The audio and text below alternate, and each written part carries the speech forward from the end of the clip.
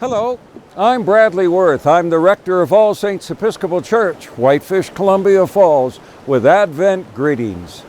I'm about 40 miles due east from our church and a stone's throw from Glacier National Park, and I'm standing right here next to Bear Creek, a crystal clear stream of water that will ultimately find its way to the Pacific Ocean via the Flathead, Clark, and Columbia rivers. Now, let's take a little stroll right over this hill, and we're going to discover something quite different, which might not be immediately apparent. This is Summit Creek, which runs into the Two Medicine drainage and then into the Marias, Missouri, and Mississippi rivers. And what makes this place quite different from where we just were is the fact that this equally lovely, pristine, cold water will actually flow east of here and ultimately wind up in the Gulf of Mexico and the Atlantic Ocean. That which determines these two different pathways for that water is the very ground that I'm standing on, known by the Blackfeet Indian Nation as the backbone of the continent.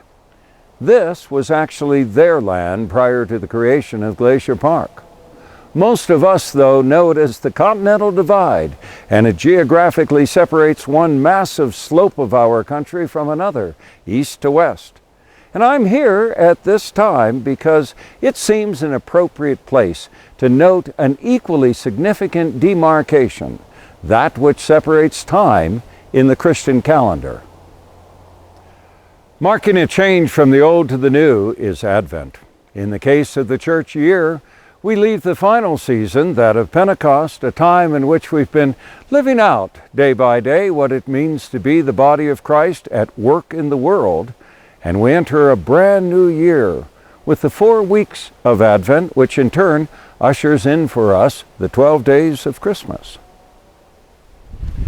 Advent, our Christian New Year's, is a time of waiting and anticipating.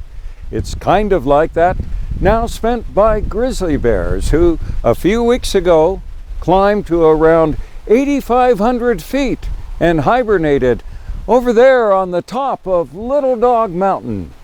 Sometimes we think of hibernation as animals doing nothing, but for some of these bears that could not be further from the truth. While it is the case that this is a time in which they are conserving energy in a sleep-like state for lean months coming, some of those grizzlies up there actually are maturing their offspring in their wombs. And while they hibernate, cubs weighing around a pound will be born in about 6 to 8 weeks. So it's a very active waiting that is essential for the health and life of those bears.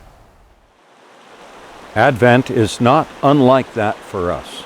We also are called to slow down and anticipate the festival which marks the commemoration of the coming of Christ, a time of amazing new life.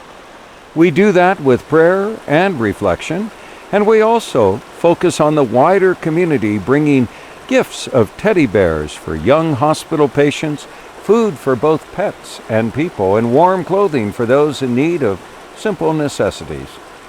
Quite simply, when we slow down, we can look around and notice those among us who, like the bears, could use some shelter from the storm. And then comes Christmas, a 12-day season when we not only marvel at, but thank God for Jesus' birth, this Christ who existed in the flesh in every way that we do today, but who also at the same time was fully God. And in the midst of our history, our time, he defeated death and drove far from us the power of sin and alienation. Well, we've come to the end of another glorious but cold Montana day, and Bear Creek right there is making its way to the Flathead River right here and off to the warm Pacific Ocean. We hope you'll join us for the festivities of Advent, this time of great anticipation, and then to celebrate Christmas with us. We also invite you to help Shape us as a church and be with us as an exciting presence of Jesus in the world today. From all of us at All Saints Episcopal Church, Whitefish, Columbia Falls, may you have a blessed Advent and a very Merry Christmas.